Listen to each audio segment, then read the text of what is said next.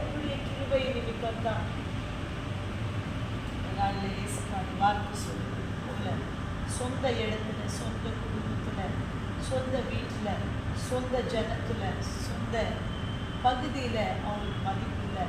ஆனால் வேறு இடத்துல மதிக்கும்படி செய்கிறாருன்னா அவருடைய கிருபை தான், அவருடைய மகிமை தான். இந்த நாளிலும் நம்மளையும் குடும்பங்களையும் சபையும் வளர்த்து வருகிறது அவருடைய கிருபை, அவருடைய உண்மையான அன்பு, உண்மையான பாசம்.